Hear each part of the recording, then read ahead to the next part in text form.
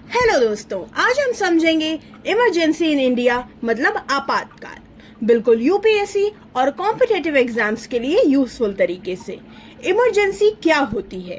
Emergency मतलब ऐसी विशेष स्थिति दोस्तों जब देश या राज्य में बहुत बड़ा संकट आ जाए और सरकार को एक्स्ट्रा पावर्स की जरूरत पड़े।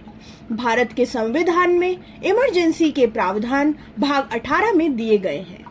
इसके मुख्य आर्टिकल्स आर्टिकल 352 जो कि है नेशनल इमरजेंसी, आर्टिकल 356 जो है स्टेट इमरजेंसी और उसको प्रेसिडेंट रूल भी कहते हैं, और आर्टिकल 360 यानी फाइनेंशियल इमरजेंसी।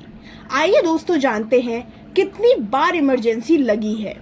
भारत में अब तक नेशनल इमरजेंसी 3 बार लगी है।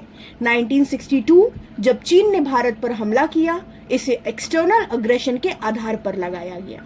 1971 पाकिस्तान के साथ युद्ध के समय लागू हुई और 1975 में प्रधानमंत्री इंदिरा गांधी के समय इंटरनल डिस्टर्बेंस के आधार पर लगाई गई। Types of emergencies. National emergency article 352, यह वॉर, एक्सटर्नल एग्रेशन और आर्म्ड रिबेलियन के टाइम पर लगती है। पहले इंटरनल डिस्टर्बेंस शब्द था, लेकिन बाद में इसे बदलकर आर्म्ड रिबेलियन कर दिया गया। स्टेट इमरजेंसी आर्टिकल 356, इसे प्रेसिडेंट रूल भी कहते हैं। जब किसी राज्य में कॉन्स्टिट्यूशनल मशीनरी फेल हो जाए, यानी राज्य सरकार संविधान के अनुसार काम न कर पाए, तब लगती है। फाइनेंशियल इमरजेंसी आर्टिकल 360 कब लगती है? जब देश की फाइनेंशियल स्टेबिलिटी खतरे में हो। ध्यान रहे दोस्तों, भारत में अब तक कभी भी फाइनेंशियल इमरजेंसी नहीं लगी है। आइए दोस्तों जानते हैं पार्लियामेंट्री अप्रूवल रूल। इमरजेंसी लागू होने के बाद पार्लियामेंट से अप्रूवल लेना जरूरी होता है। अप्रूवल 1 मंथ के अंदर होना चाहिए और स्पेशल मेजॉरिटी होनी चाहिए।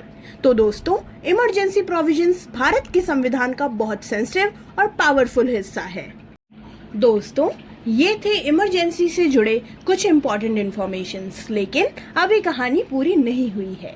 अगले पार्ट 2 में हम पढ़ेंगे कुछ महत्वपूर्ण कॉन्स्टिट्यूशनल अमेंडमेंट्स जो कि यूपीएससी ने बार बार पूछे हैं। तो पार्ट 2 जरूर देखना, क्योंकि वहीं से आपके कॉन्सेप्ट्स और भी मजबूत होंगे। अगर आपको मेरा वीडियो यूजफुल लगा हो तो मेरे चैनल लर्न पॉलिटी विद प्रीति को सपोर्ट करें, लाइक करें, शेयर करें और सब्सक्राइब करें।